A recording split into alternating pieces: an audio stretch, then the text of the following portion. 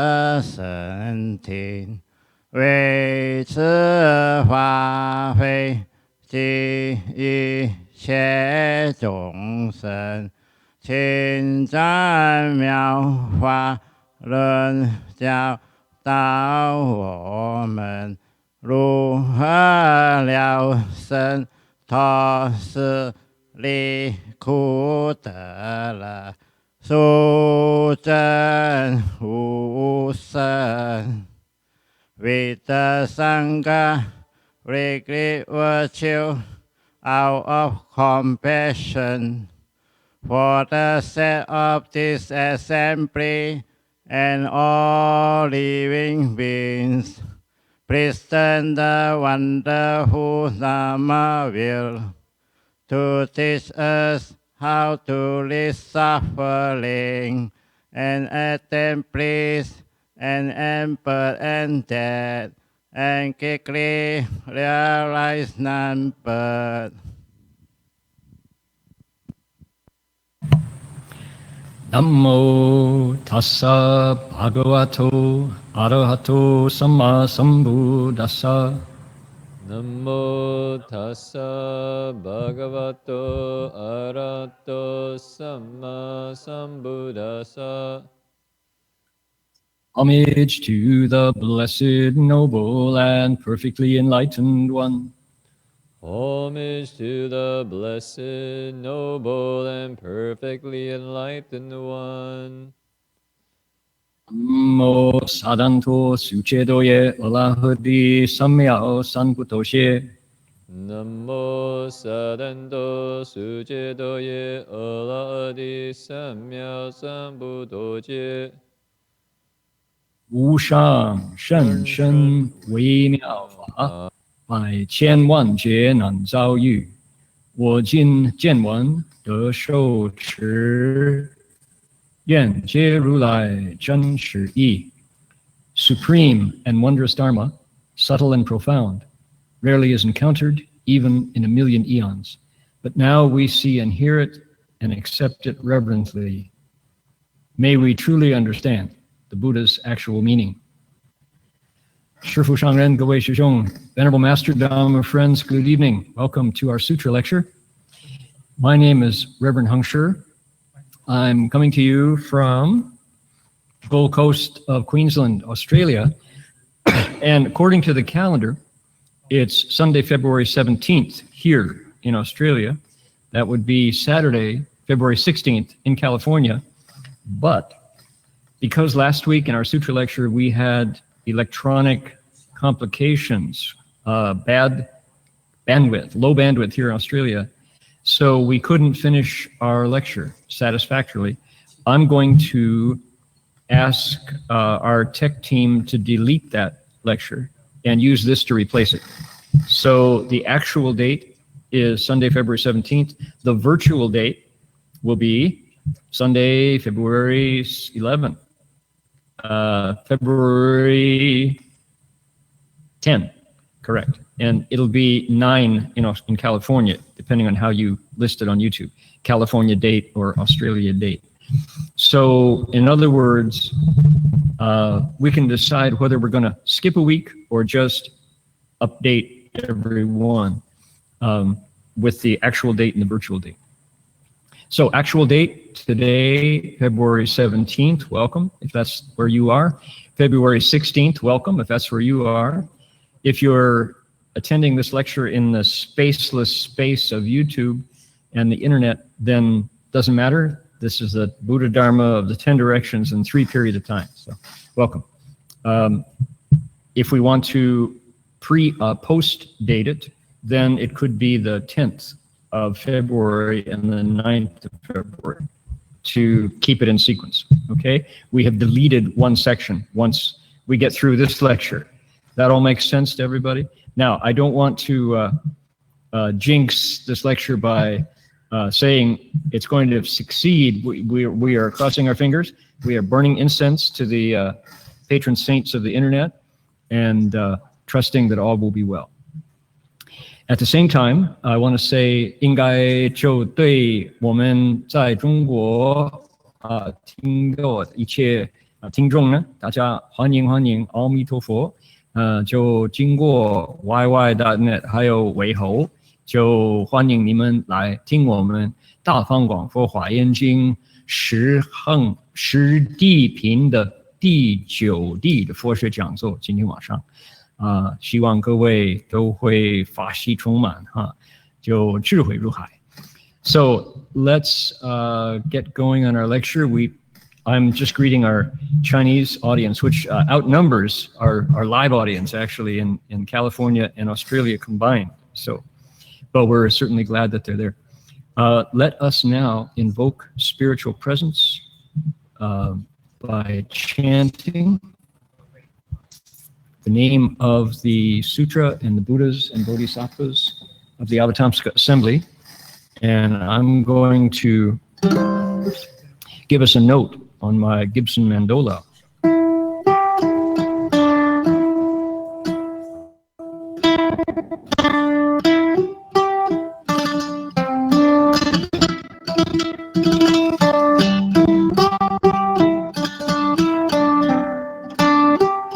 That's our melody. We'll do it 7 times. Here we go. Namo Tafang Guang Po Huayan Ji Huayan Hai O Pusa Namo Tafang Guang Po Huayan Ji Huayan Hai O Pusa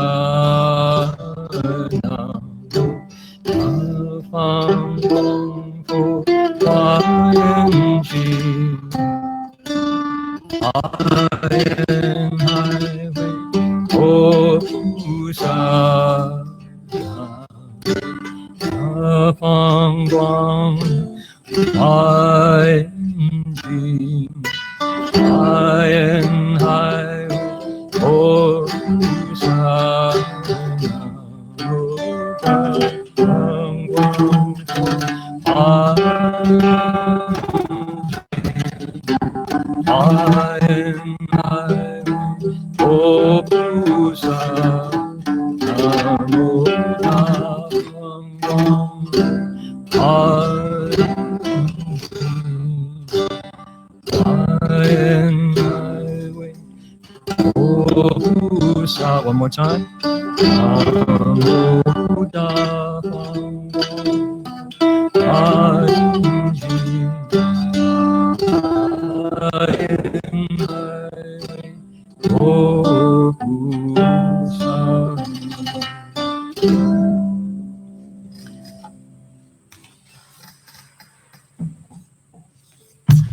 If you would turn to your text, and we're coordinating with a screen here in Queensland and a screen there in Berkeley, and my very own screen here on my computer. I want everyone to turn to page 58 and 59. 58 and 59.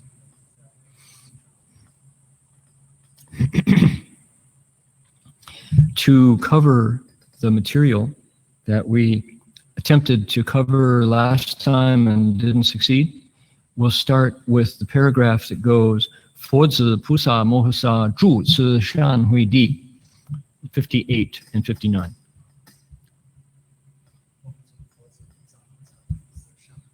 Okay, everybody find that section. Here we go. Now, let's read together. If you can hear my voice, you can time your reading to what you hear. That way we'll defeat the latency of coming from down under to up over. 佛子菩萨摩诃萨住此善慧地，如实知善不善无记法横，有漏无漏法横，世间出世间法横，思意不思意法横，定不定法横，声闻独觉法横，菩萨横法，菩萨行法横，如来地法横，有为法横，无为法横. Okay, that's the Chinese. We're going to flip over to the English and read it right here. You're welcome to read along with me if you can hear my voice. Ready? Here we go. Disciples of the Buddha. When the Bodhisattva, Mahasattva, abides on this stage of wholesome wisdom, he knows the reality of wholesome, unwholesome, and indeterminate Dharma practices. He knows the reality of Dharma practices with outflows and those without outflows, of worldly and world-transcending Dharma practices, of conceivable and inconceivable Dharma practices, of fixed and unfixed Dharma practices, of sound hearers and of solitary Buddhas' Dharma practices, of Bodhisattvas' Dharma practices, of Dharma practices on the stage of the Tathagatas, of conditioned Dharma practices, and of unconditioned Dharma practices. Okay, here we go. We've begun. And this is difficult Dharma. This is advanced. This is not the Dharma understood by me when I first meditated, when I first got interested in meditation. And that would include other folks, unless, now, mind you, there may be some Dharma monsters out there who just have come based on their vows, and as soon as they hear this, they get it right away. Now, if that's you, do not let me discourage you by saying this is difficult. Everyone has different capacities, different tastes in Dharma, different faculties that they bring. So I will say that I find this challenging to explain and stimulating at the same time, so let's dive in. Here is a bodhisattva, a mahasattva, a leader among bodhisattvas who is learning a body of knowledge. He's learning a course. We would call it a course now. A course in how to teach, how to connect the minds of people around him, people and more than people, with this wisdom that is advanced. Okay, he's going to connect their minds with the teaching. So, what does it say? This bodhisattva knows practices. My goodness, he knows practices. We just heard a list of 10 kinds of fa, hung, dharma practices. Today, we had our meditation class here in the Gold Coast, and nice full house of people who become friends by coming every week and meditating together, listening to Dharma. And I did a summary today. I did an inventory of the number of meditation techniques that we have introduced over the months and the years. And I started with counting the breath, right? With anapanasati, it's called. Shu Xi Guan, it's called. Counting the breath. The Buddha actually did teach his disciples how to count their breath. There's a sutra that describes that. Further, I said, good, what else have we got? Many of us have been trained or taught the practice called vipassana. In Chinese, it's called guan. In English, it's called something like contemplating or observing. And to do vipassana, you have to have a quiet mind, because why? You have to see your thoughts rise and see them fall. And in that process, you say, not me. Those thoughts are not me. Those thoughts are like a function. It's like sneezing, like breathing, like blinking. Okay? So vipassana, the choiceless observer watches thoughts rise and fall in the mind and knows they're not self. They don't last. They are free of any identity. So far, so good. We got 2 now. Breath counting, contemplating. If you came from the world of Zen, as I did, Japanese Zen, and maybe if you had the opportunity to study Chinese Chan, Then you studied the counterpart to Vipassana called shamatha. In Chinese called zhi. Vipassana is guan, right? So we have zhi guan. If you translate it into English, it's something like calming or stopping. And it's the basis of chan, it's not chan, right? It's soft a, chan, and vipassana, shamatha, vipassana. So there we go. That's 3. In chan, what do? You take a huatou, a meditation topic, and challenge the thoughts that rise. You tan huatou. You look into it. You investigate what is going on. Who is in there? Who's in there? Giving all these thoughts exercise. I'm going to use my Vajra broom, my Vajra ping pong paddle, and knock those thoughts back to where they came from, which was nowhere. Different approach, a meditation technique. Now we got 3. Okay, breath counting, calming, contemplating. Then last week here, it was last week here at the Gold Coast, we did metta bhavana. We did loving kindness meditation, where you take your mind and wrap it around a thought, give it a direction, and send fixed intention in 4 directions and then above and below, or the entire compass, 360 degrees. So that's another kind of meditation. Wow, 5 kinds. Very different uses of the mind, all called meditation. So today, I said, we're not going to do any of them. Today, we're going to do meditation with sound. And meditation with sound, of course, involves mantras and sacred names. So I taught the chanting of Om Mani Padme Hum, right, with a melody. And I had to teach people the mantra to begin with, and then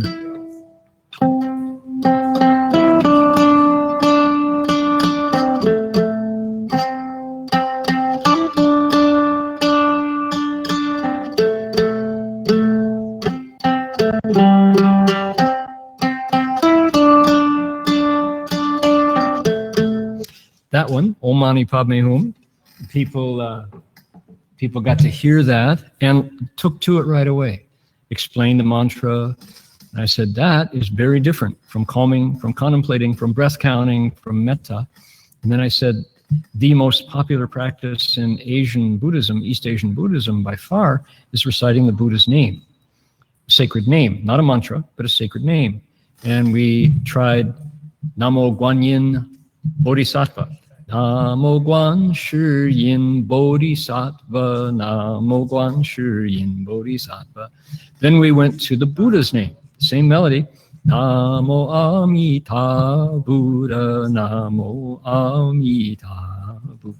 And I said, one of the benefits of these sacred names, never mind the power within the name of the divinity whom we're keeping in mind, but these practices are portable, and you can recite on the road, you can recite, on the seat, you can recite on the pillow, you can recite on the toilet, you can, whatever your body is, you can keep your mind occupied with Om Mani Padme Hum, Om Mani Padme Hum, Namo Guan Shi Yin Bodhisattva. They're portable practices. You don't have to stop when you stand up. You don't have to stop when you leave the Chan Hall or the Zendo, right? You can keep them rolling. Now, the crossover, the fascinating part about this is that when you are reciting along with a sacred name using sound meditation with sound, when a false thought arises, be it a thought of tomorrow's events, what appointments you have, tonight's dinner, a phone call you have to make, how the plot is developing in your favorite TV show. When those thoughts arise, as you keep the sound, the sacred sound rolling kind of in a corner of your mind, it gets subtle. You bring it forward and use it just like the Vajra sword in the Huato and dash those false thoughts back to nothing. You say, who is in there? Om Mani Padme, Om Mani Padme. And then you go on, when the false thought is finished, you go on as you always do, with the mantra or the sound kind of calmly in the corner flowing along. And it becomes a crossover from Chan with its Huato, its meditation topic, and the sound of the sacred sound or the mantra that you're chanting.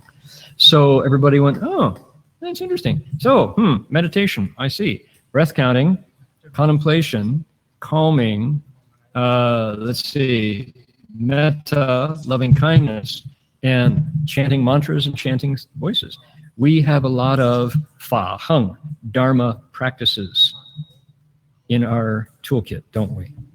So here's our 9th stage Bodhisattva doing the very same thing. And these are all called meditation practices, right? Never mind the ethics side, never mind the wisdom side.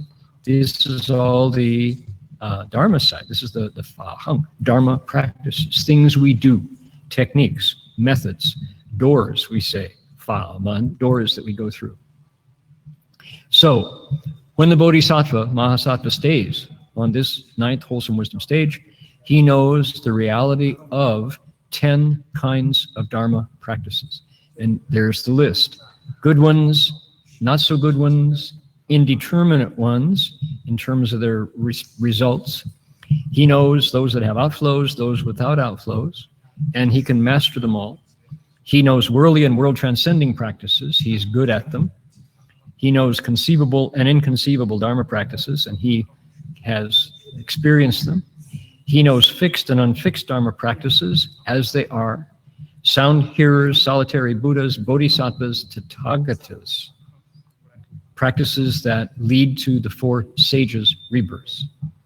Everybody identify those? Do you know why that list is there? There's the 6 paths of rebirth, right? Excuse me. Starting at the bottom, the hells, the ghosts, the animals, the humans, the asuras, the devas. Sometimes humans and asuras swap. That's the 6 paths of rebirth, the 6 places where we are reborn to, based on our behavior and its results, right?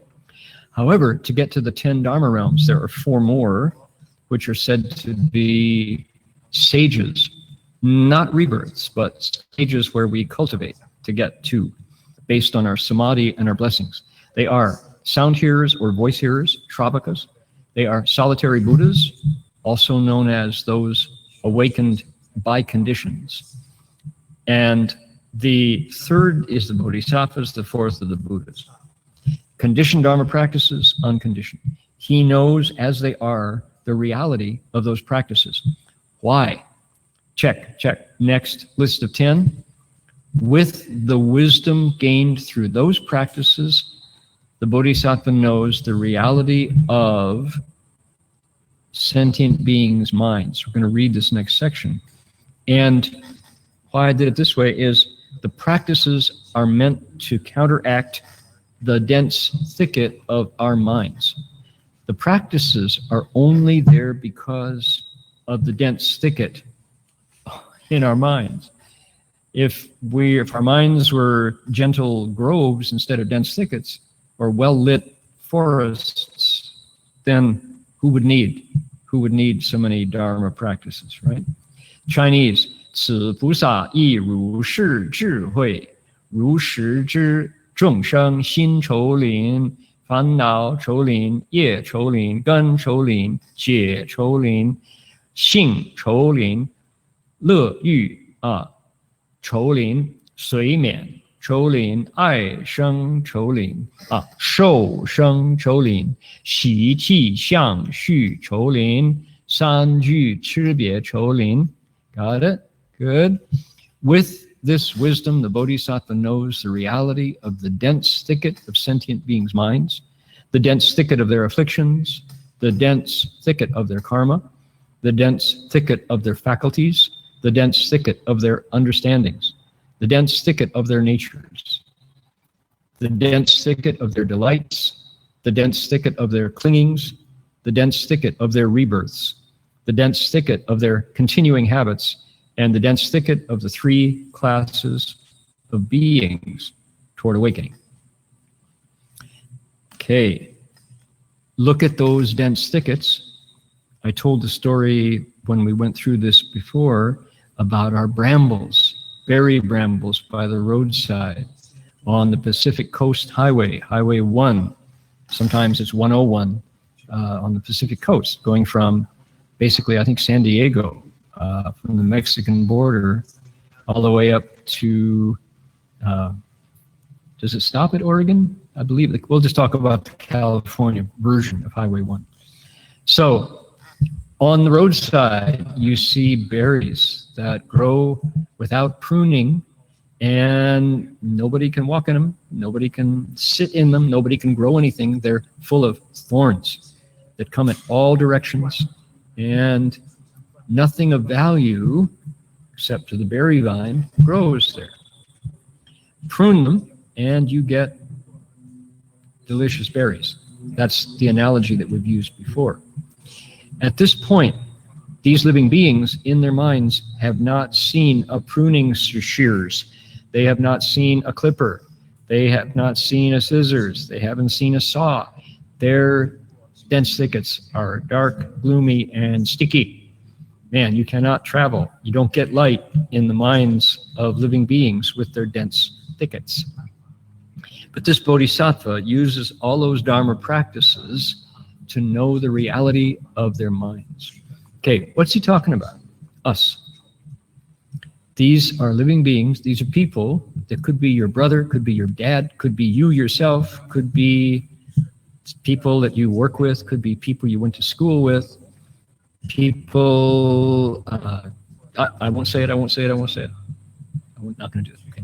People who are sociopathic, whose behavior is interested only in their own well-being, caring not at all for the well-being of the masses, of everyone outside them.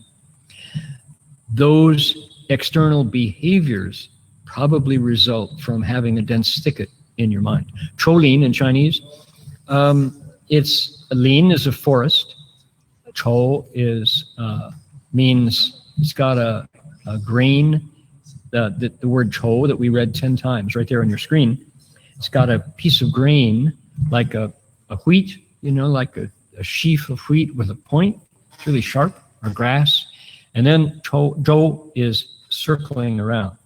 So it's dense, it's hard to get through. And this is where Buddhas come from. There will be a Buddha coming out of that dense thicket once the Bodhisattva is able to use his Dharma practice wisdom to wake them up. Every single one of these dense thickets is a cradle of a Buddha after cultivation, right? So the Bodhisattva, sure enough, he's there calling them brambles, right? Impenetrable forests. But that's just the start. This is unplowed ground. A garden grows beautiful fruits and flowers and food, but it begins unplowed.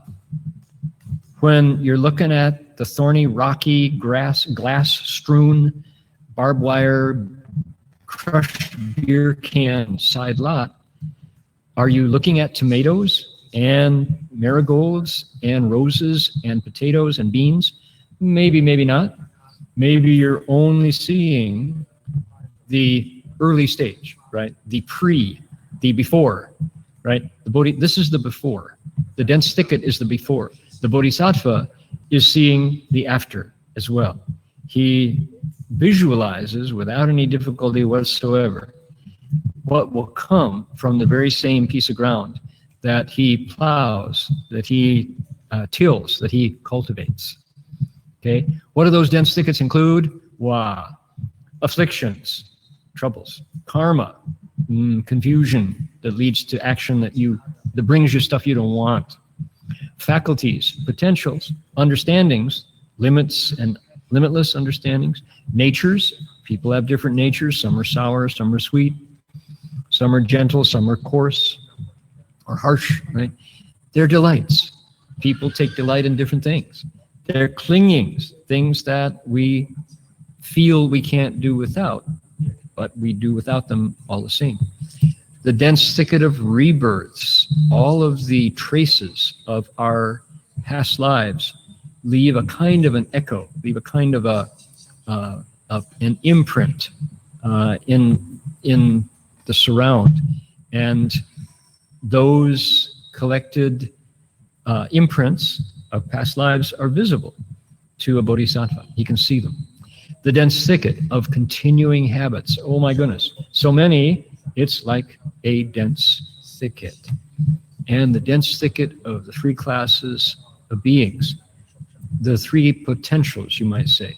Those that are hard to teach, those that are potential learners but full of doubts, and those that are sharp and keen. Three kinds of faculties, right? Potentials is a good word.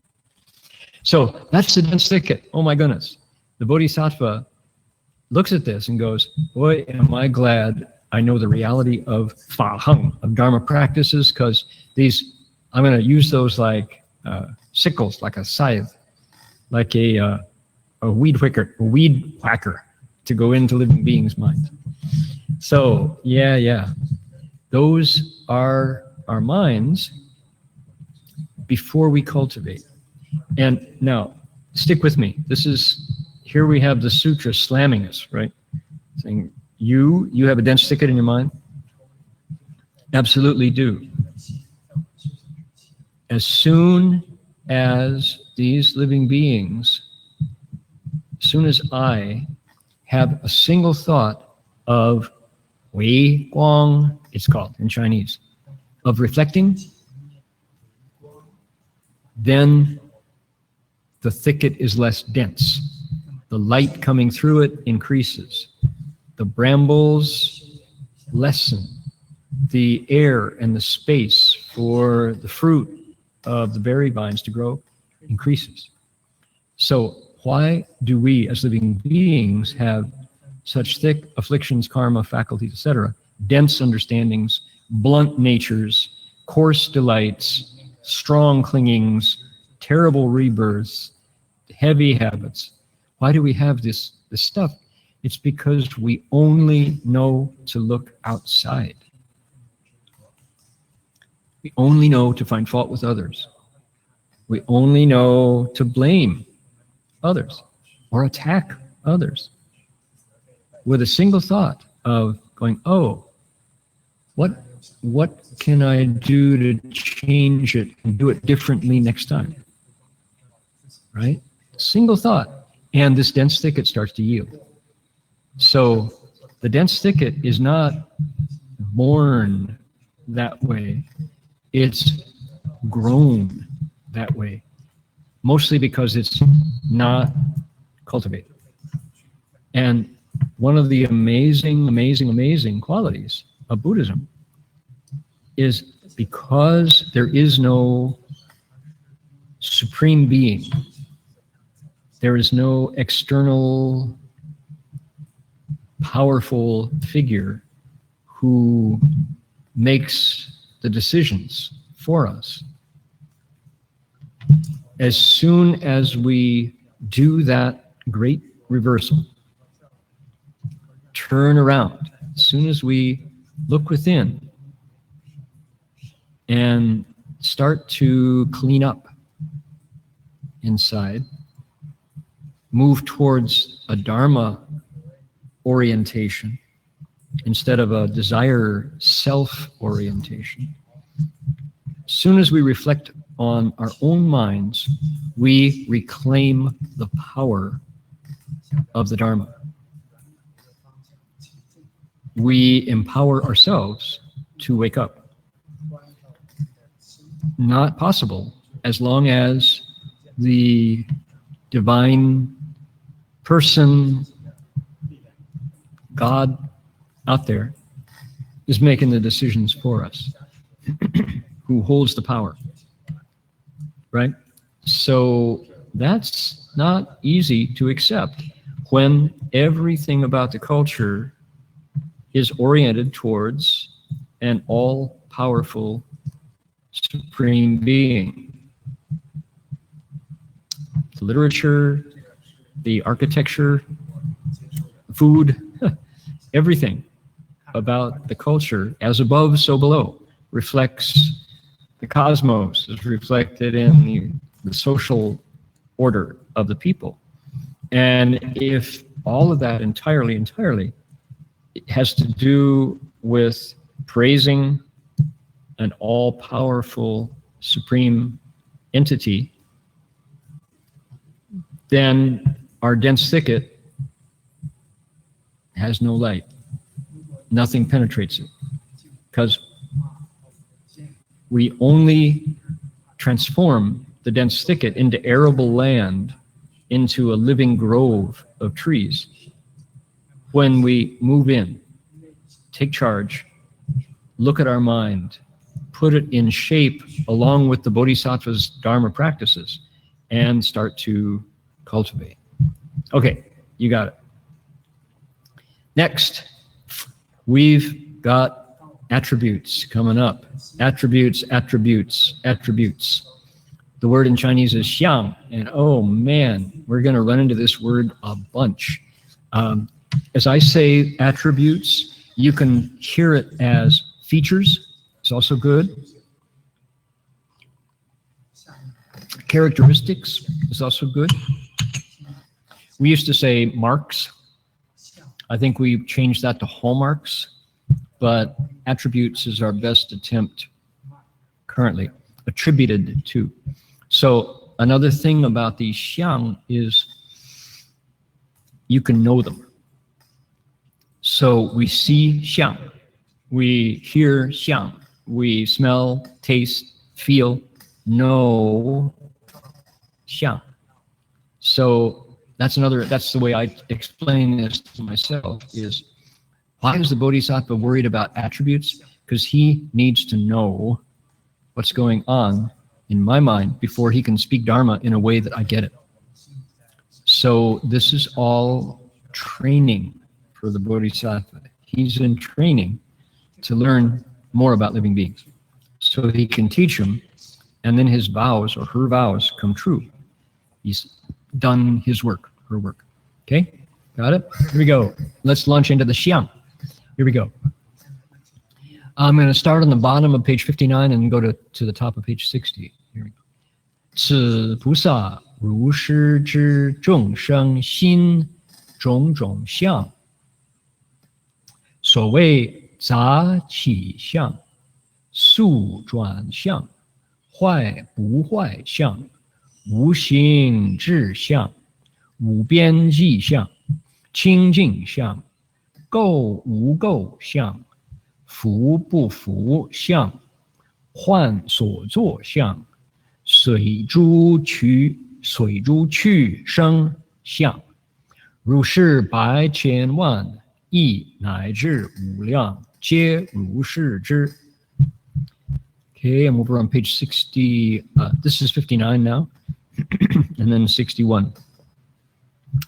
This Bodhisattva knows the reality of sentient beings' various mental attributes, namely, the attribute of mixed arising, the attribute of swift turning, the attribute of harm or no harm, the attribute of formlessness, the attribute of boundlessness, the attribute of purity, the attribute of defilement or non-defilement, the attribute of being bound or not being bound, the attribute of the effect of illusions, and the attribute of being born in all the destinies.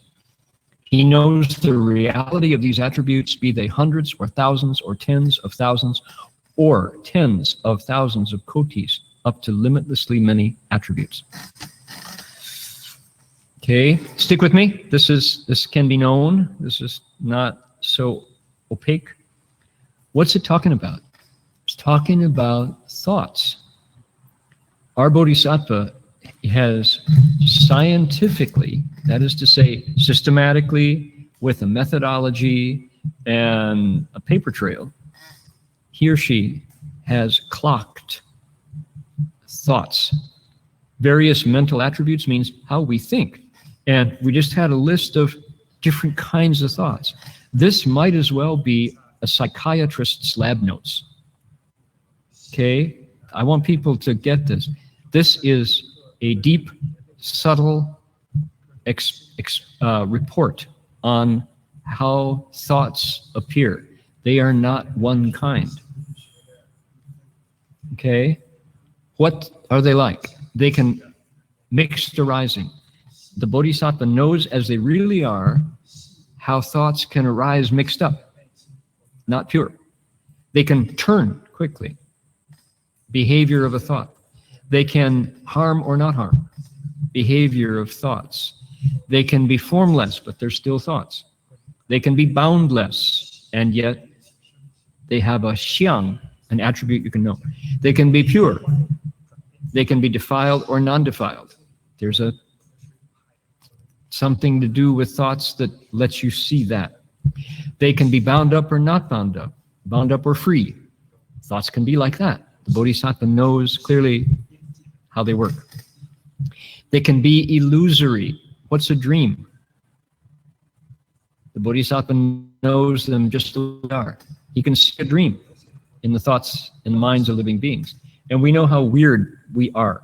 People hear the Dharma for years and kind of believe it, kind of don't believe it. But somebody in the family has a dream of grandmother having a car accident, and the whole family is upset because third cousin had the dream of, they don't trust the reality, but they will trust the illusion. We're funny. People are funny like that, right? The attribute of being born in all the destinies, thoughts that have the power to take us into another form, take us away from being a human, put us somewhere else in the destinies. The Bodhisattva knows the reality of these attributes, hundreds, thousands, tens of thousands of kotis, that's a Sanskrit number, up to limitlessly many attributes. Why so many? Thoughts are like that. And I had this insight last week. I didn't get a chance to bring it out because we crashed. Our computers didn't follow our network, our bandwidth here in Australia. Somebody up the line, we're at the very perimeter of the coverage area because we're in the hinterland here, and somebody closer to the tower had an accident with their cable, and it affected us. That's what happened. We heard. So the insight that I had was, this is theological. This is a theological description.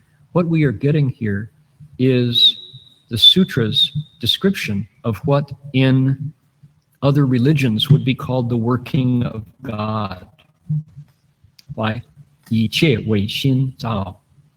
When we say everything is made by the mind, that statement replaces God in theistic religions.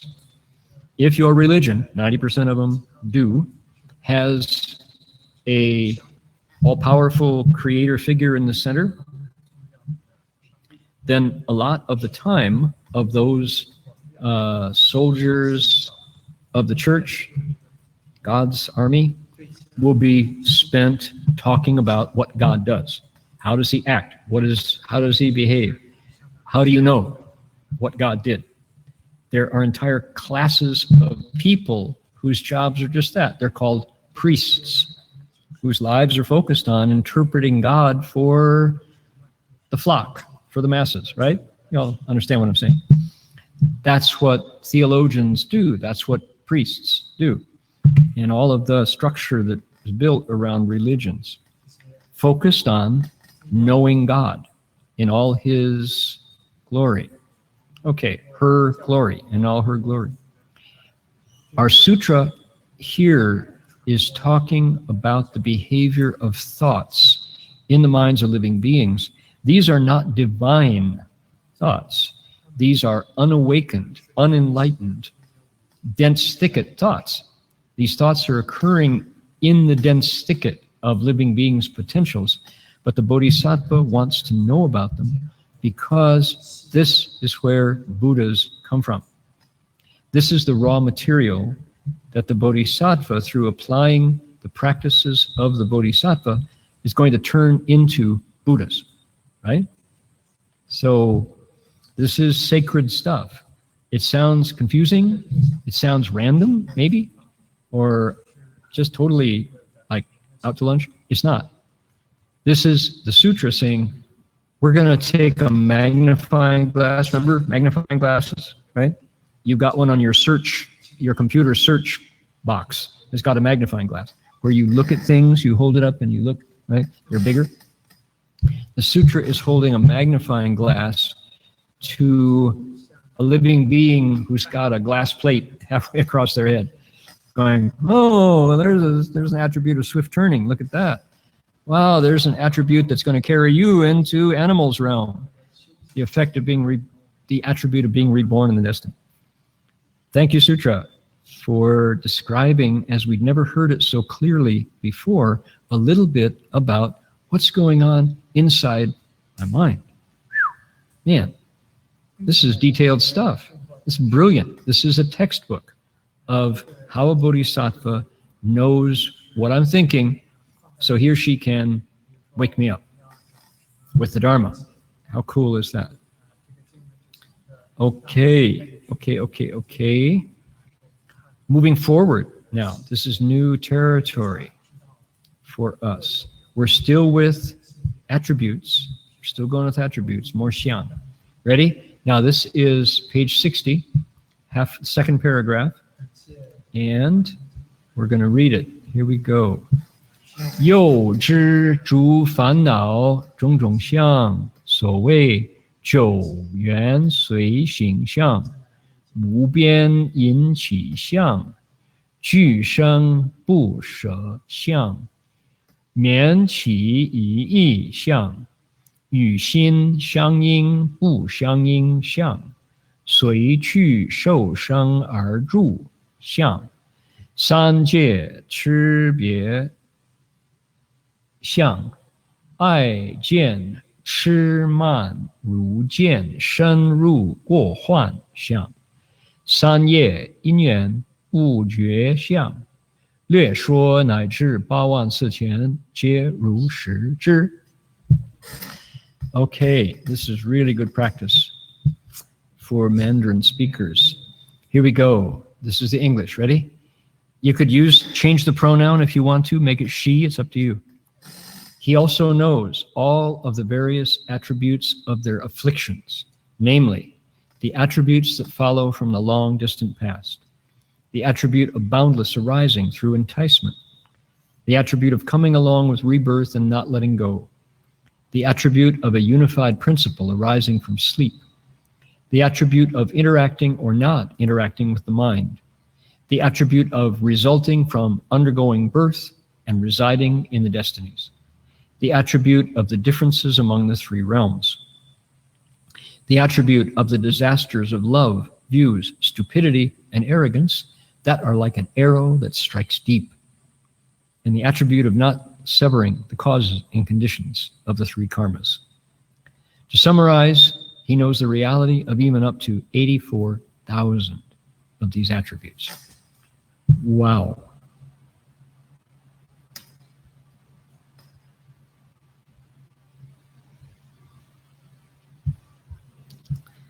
Okay. Now, we heard of those dense forests, right? The dense thickets, the brambles. And now the sutra is going to take us into that list of 10 and unpack it for us. So we get a sense here of what the Bodhisattva is up against, you know, how this is, if we're to switch our metaphors, this is the diagnosis, the medical diagnosis that the Bodhisattva doctor is going to use in order to do the healing that he has to do of living beings' minds. So we heard about afflictions first. That was number one, dense forest, dense thicket. And afflictions, that's a Buddhist word, isn't it? How many of you heard the word affliction before you came into the Buddha hall? Probably never, right? What do we say? We have a lot of words for afflictions, just not afflictions. We call it troubles. We call it aches and pains. We call it the blues. We call it miseries. I'm miserable. I'm all messed up. Right? That's what we call it. Those are afflictions. Afflictions is a 75-cent word from uptown. Where I live, it's feeling bad. So an affliction, I used to have a Volkswagen bus, 1965, not the window bus. That was the prize, was a window bus. But my 65 Volkswagen bus was a Blue Max, we called it, painted blue. And it had that 4-cylinder horizontal boxer orientation, 40 horsepower, air-cooled engine. And the air cooling, one of those cylinders couldn't get air to it. It just, the way the engine was built and oriented in the body of the bus. And so bus, because it was air cooled, you had to totally keep your eye on that third cylinder. As you're facing the engine, it's off to the left in the back, because it could overheat and you'd burn the piston ring, or the valves would burn, and you had to pull the engine when that happened. So that's an affliction. And I really liked my bus, and I got a copy of the book by John Muir, not the explorer of Yosemite, John Muir, but John Muir, the author of How to Fix Your Volkswagen book. Back in the days of the Whole Earth Catalog, that was a popular book. And it said, here is your Volkswagen. You are going to fix it. This is a wrench. Hold it here. And it taught you everything about your Volkswagen engine, how to take it apart, and with illustrations that were really fun. And I did. I took apart, I pulled my engine with help from friends who knew what they were doing, and actually pulled out the piston that burned, and the piston ring, and replaced we didn't go down to the crankshaft. We didn't take it all the way down to the drivetrain. But we took care of the burned cylinder and replaced the valves and adjusted them and put it back. And by golly, it worked until going faster than I should have. I was racing with a friend, showing him how my bus could go 80 miles an hour, 80 miles an hour in a Volkswagen bus, downhill. And when I had checked the oil carefully, I had left one of the paper towels from the gas station that I was wiping the dipstick with. I left that paper towel in the engine compartment, and going down the hill, the wind came through the air vent and blew the paper towel over the air intake and burned it again. The paper towel blew around the engine compartment, covered the air intake, and the cylinder overheated and burned again. Pull the engine, replace. Yeah, paper towel. So to say my 40 horsepower air-cooled Volkswagen engine was fragile, understatement. That's an affliction when the black smoke is coming out of your brand new, replaced, repaired engine. And you see the black smoke and the engine light, the trouble light, bing, that red light pops up on your dashboard. Oh my goodness. That's called fanna. Right? Now, that's a story illustrating how an affliction can happen to a bus But when it happens to the mind, oh,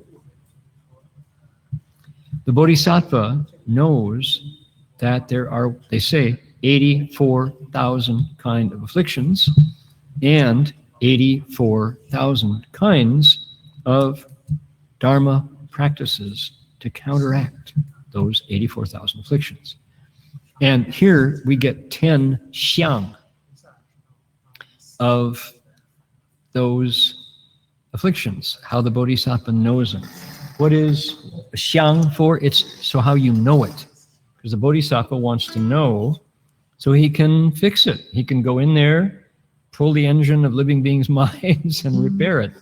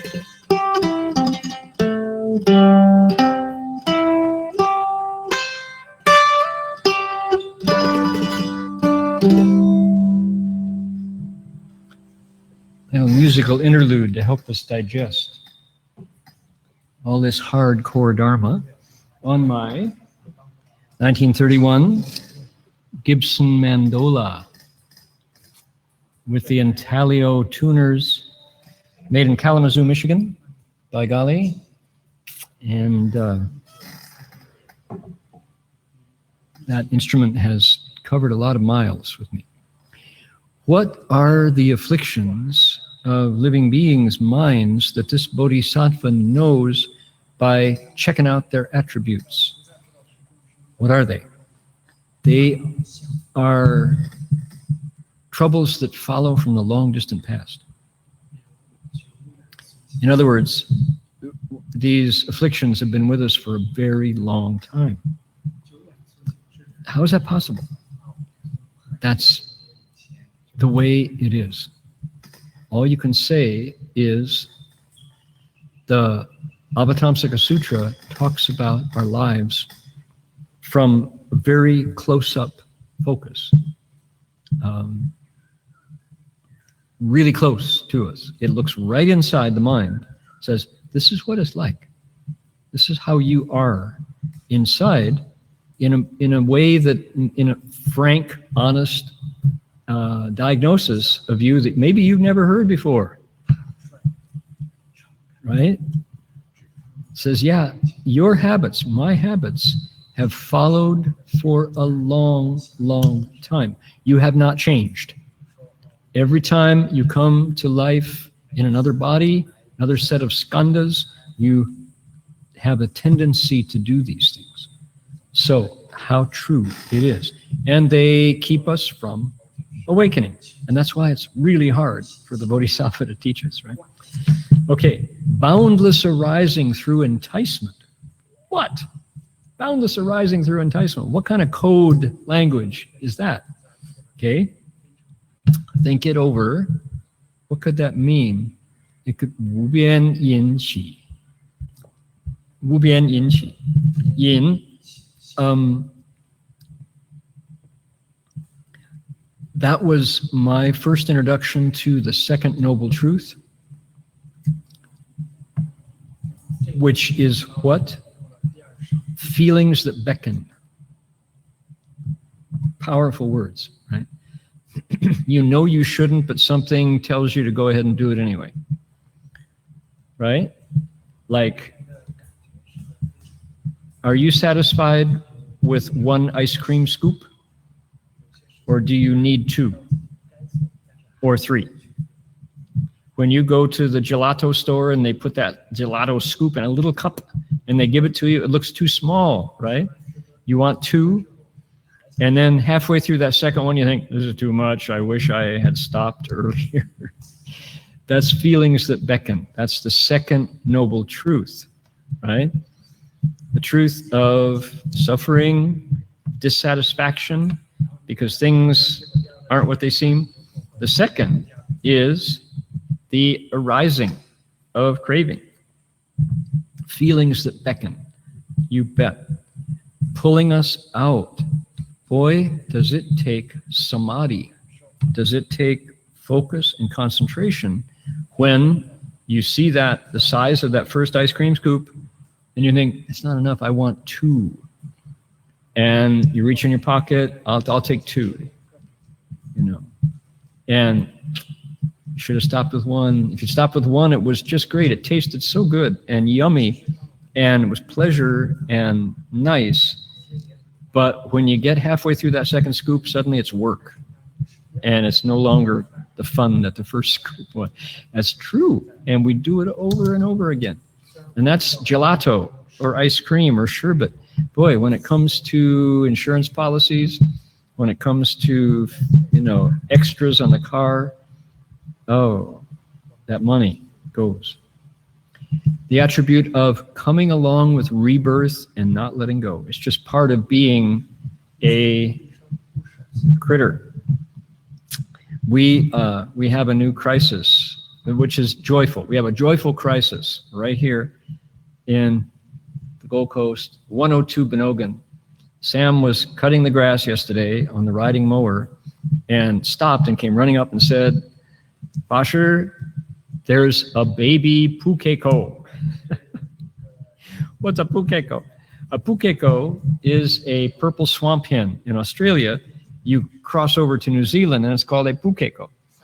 It's a kind of water bird. Looks like a duck, it's not a duck. It's got like claw feet, not web feet, but it lives around water and it eats water plants. It will tear up your garden. Any food that you plant there, watch out if you got a pukeko or 2 or 3. They have a funny red helmet and a red beak and bright red eyes, and they are black and purple and big. They're as big as a big chicken. They're bigger than they're not quite turkey size. They're in between turkey and chicken size. And they got these red skinny legs. And I think I told you the story. I wish you could see my photographs.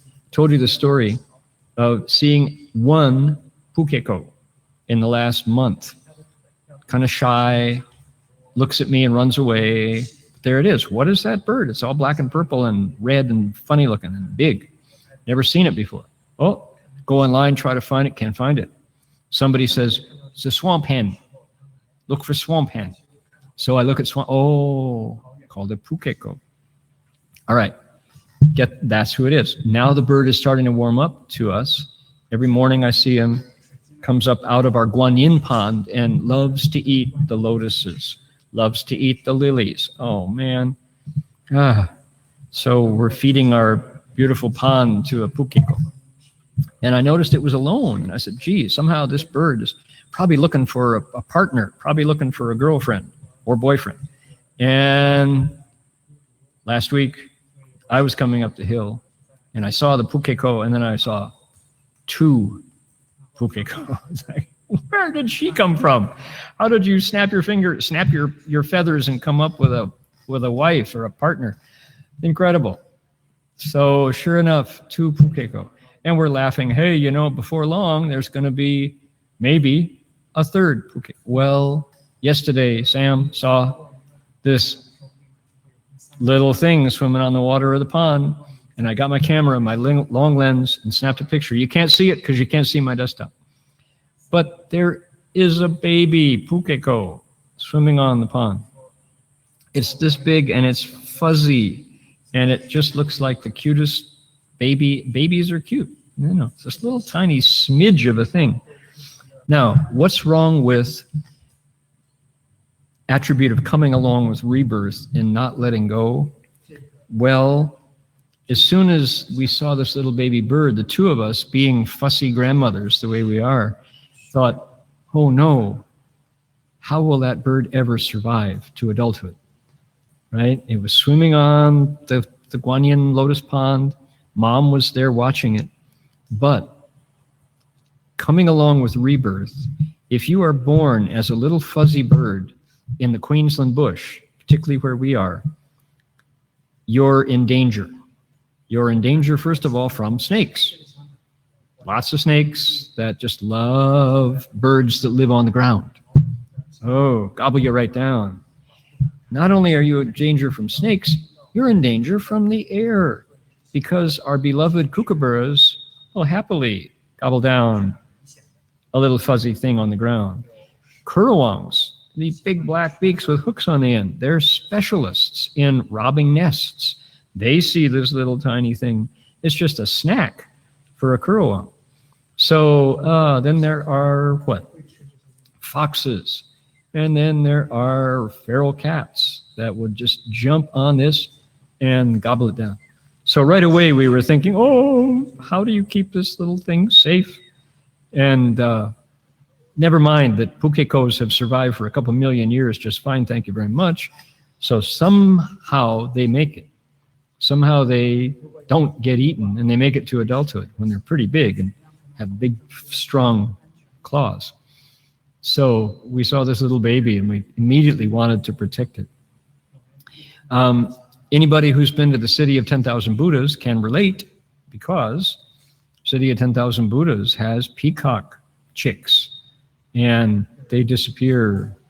In America, in Northern California, Mendocino County, we have foxes, we have dogs, we have skunks, we have owls. Oh, the owls. Just if they see a baby peacock, shoo, gone until a certain age, and then they can defend themselves.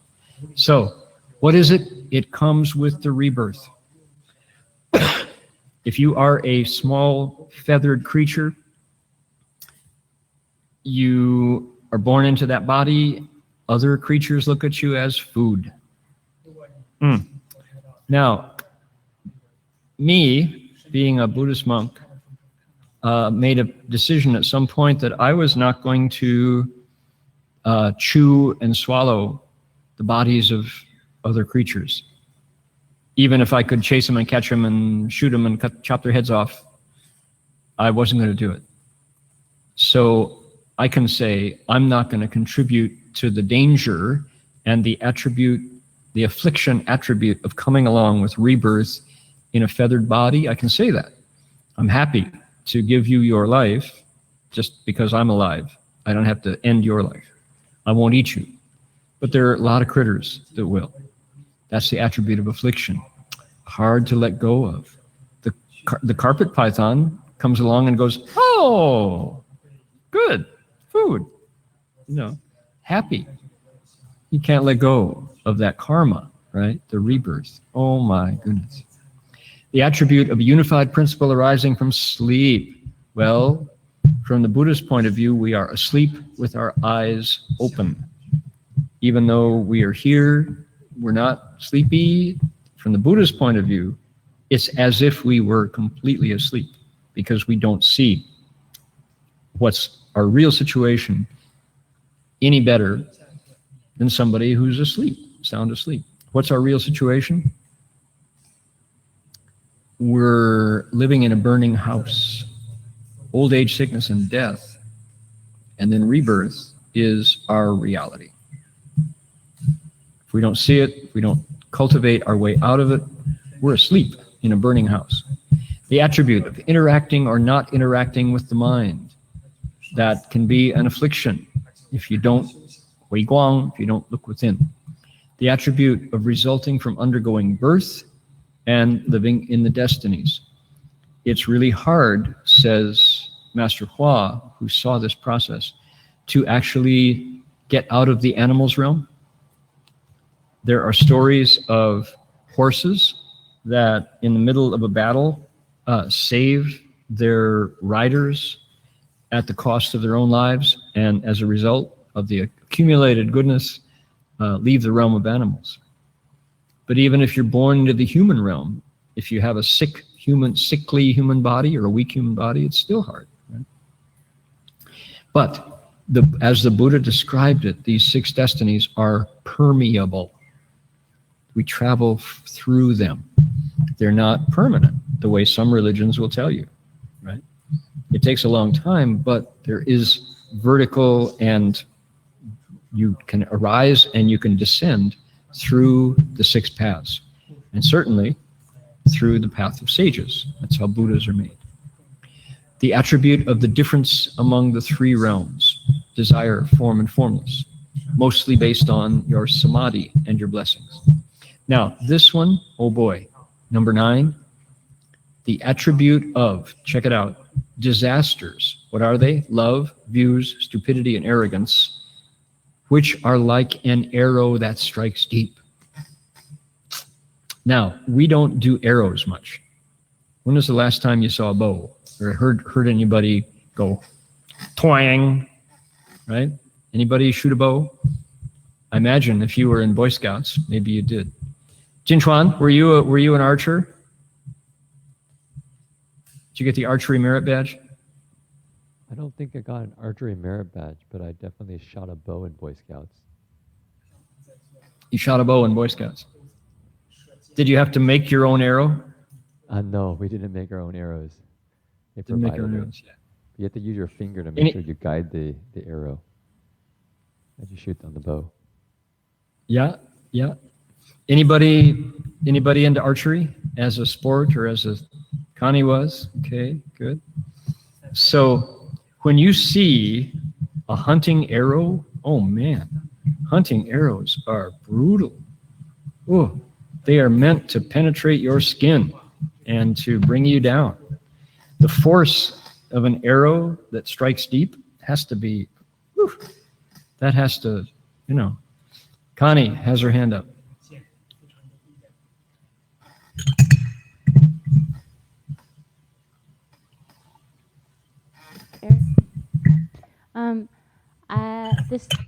The thought of like archery, and it reminded me of one of the skills the Buddha mastered.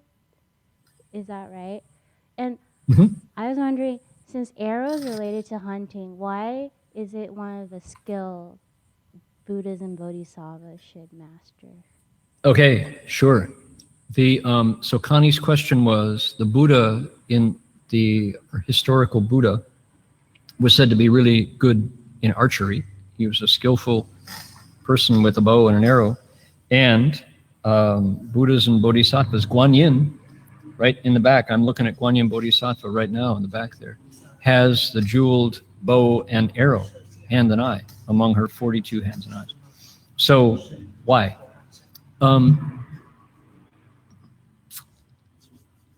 In the times before gunpowder, arrows were the way to kill from a distance, right? You didn't have to stand next to somebody and club them or sword fight. You could stand back and still bring them fatal harm with an arrow. Once guns came, then everything changed. So the question is, if Buddhas and Bodhisattvas are compassionate, why are they learning a fatal skill? Well, there's a lot to be said for learning self-defense, even if you never intend to use it to harm. Anybody studied Kung Fu? Yeah, a lot of us have studied Shaolin or Taekwondo or Shotokan Karate or Choi Li Foot or Wing Chun or Wushu, right? And yet you don't learn it with the intention that you're going to go out and beat somebody up. So back in the day of the Buddha's time, right up until the beginning of the 20th century, actually probably halfway through the 19th century, because the Civil War was bullets. But just before that, if you left a city you were on your own, right? It wasn't for hunting, it was for protection. There was no police to hire, there was no bodyguards to hire. There weren't laws outside of the sheriff or the militia to protect you. So people had to learn how to protect themselves. And so I mixed up two ideas. One is there's a lot to be learned by mastering a martial art. You learn self-control. Archery it develops your samadhi.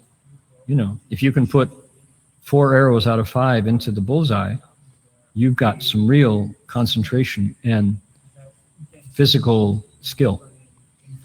The other hand, it's also good to protect yourself back when there was a time when there was no other authority. If you were being attacked, if you had a bow and arrow and knew how to use it, you could save yourself and your family. So there are a lot of good reasons for learning archery. I never particularly learned archery, but my dad taught us how to shoot. I learned how to field strip a German Luger, the standard pistol issued to the German army, and a Walther PPK, and a Winchester 40-aught lever action rifle. My dad grew up in French Canada, and everyone hunted, and so knowledge of guns was just part of growing up. So he passed that on to us, even though we lived in Ohio. So it's not, the possession of a skill with bow and arrow is not bad from a Buddhist point of view. The intention to use that to kill is bad. Okay? To kill or to harm. Master. Yeah. Okay. Where are we? Okay. Love, views, stupidity, and arrogance. 4 things. Love, right away, everybody goes, what's wrong with love? Views, what's wrong with views? Stupidity, arrogance. Those are obviously qualities I don't want. But this attribute of affliction, excuse me, says these things are like arrows that strike deep. How graphic is that, right? How many people remember in the Jet Li film called Hero? At the end, it's in 4 scenes, 4 phases, and in the end, he's standing in the imperial palace, the emperor's palace, against a gate or a wall, and like 500 soldiers simultaneously release arrows at him, and the arrows fly up like a cloud. Remember? Anybody see Hero? Yingxiong, right? And for Jet Li, his character, the hero, gets turned into a porcupine as all these hundreds and hundreds of arrows that blot out the sky hit him. So in those days, in medieval China, an arrow shot by a military bow was going to kill you. The force of that arrow comes so hard that it will kill you, strike deep. So obviously we don't want that, right? And here, the sutra says arrogance, stupidity, views, and love are like arrows that harm your body. In this case, they don't harm your body, they harm your Buddha nature. They harm your virtue and your wisdom. And he says, yep, I see those. I have to find a way to protect living beings from those qualities. And it's funny because love is such a high value in other parts of our lives, right? You have to be clear, that 4-letter word, love, covers a big range of human experience, from the love between parent and child. Philios, the love between a doctor for his patients, right? Which is, they talk about Jesus's love for humanity, right? Which is, what's the Greek for it, Jinchuan? Sharing our microphone. There's eros, there is what? Agape. Agape. Again? I think it's agape. Agape. Good, thank you, yeah. Agape. There's eros, romantic love, agape, which is a broad, impartial, impersonal love, expansive love that doesn't limit. And then there's philios and other kinds of love, the love between mother and child, father and son, father and daughter, mother and son. So how can one little word cover such a broad range of human experience that I have, that you have experienced?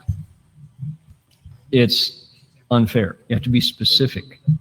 Here, the disaster of romantic, special, narrow, personal, limiting love, right? You and me, baby, forever and forever. That's the love that the Buddha says is a disaster, because it leads to pain. Nothing lasts. Bodies don't last. And when someone dies, that's painful. So he says it's like an arrow that strikes deep. So there's something here. Don't cross it off because, oh, those Buddhists just don't do love, right? Well, let's look at it the way it was meant. Okay. The attribute of not severing causes and conditions of the three karmas, body, mouth, and mind. Okay, that's an affliction. To summarize, he knows the reality of even up to 84,000 of these attributes of affliction. All right. Indeed, indeed. Well, the time has come for us to end today, and we've got things to say.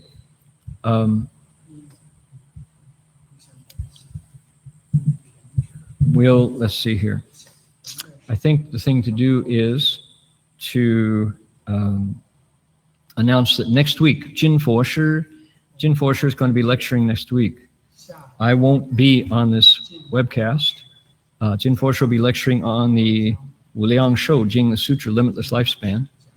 So let people know about that. And Jin Chuan, do you want to talk a little bit about anything that's coming up? Do you have things to announce? So at Berkeley Buddhist Monastery, we have an Amitabha session right now for 3 days for President Day's weekend. So if you'd like to come tomorrow morning at 8 a.m., we'll go from 8 a.m. to 4:30 p.m., Sunday and Monday.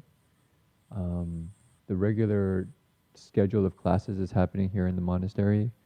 I think, Wednesday we have Stephen Tainer, Thursday East Bay Insight Meditation, and Friday the 6 Patriarch Sutra lectures, and Saturday our regular lecture.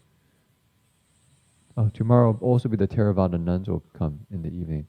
I believe their tea time starts around 5:15, right, in the dining hall. So those are all the activities here in Berkeley Monastery. I think another one, I just got an email, is at 10,000 Buddhas, there's a new art display. So people would like to go and see. You can go to the new DRBU building and see a kind of the reliefs of the Buddha's life story. So that's in the new DRBU building if you're interested in going to see it. Yep. Great. Okay. Thank you for that.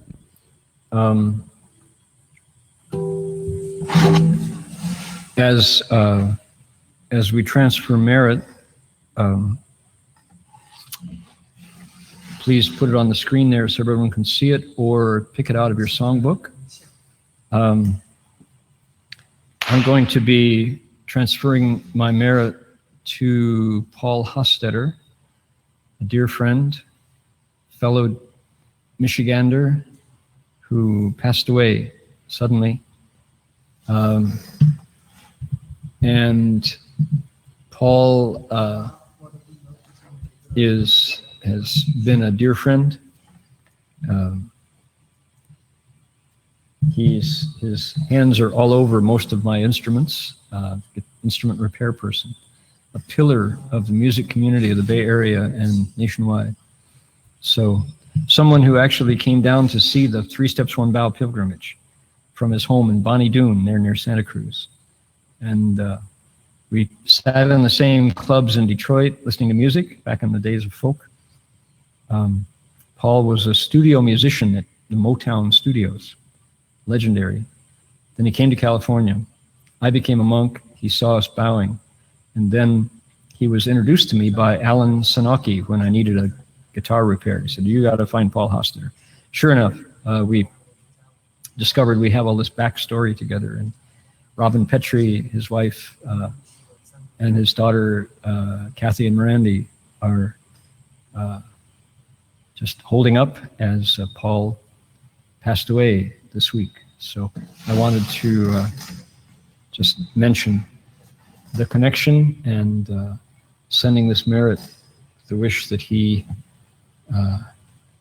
when he gets up to the heavens, probably St. Peter is going to say, oh, you're that repair person, my harp. Would you mind looking at my harp? It needs a tuning here. I'm sure Paul's skills are going to be required up in the heaven. He's a famous repairman.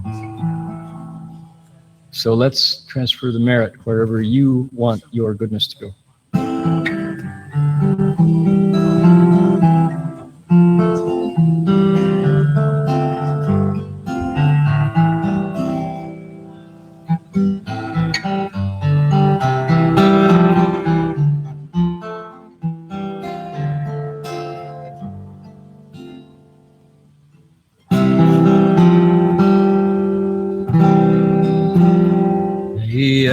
Every living being, our minds as one and radiant with light, share the fruits of peace with hearts of goodness, luminous and bright.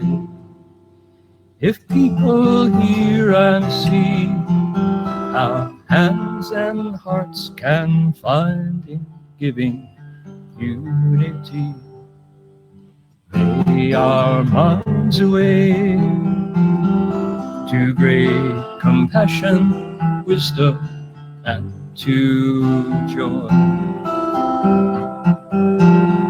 May kindness find reward, may all who sorrow leave their grief and pain. May this boundless light dispel the darkness of their endless night. Because our hearts of this world of pain turns into paradise, may all become compassionate and wise. May all become compassionate and wise.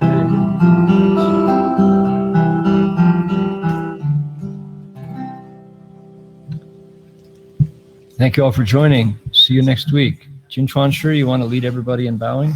Aum Tofu.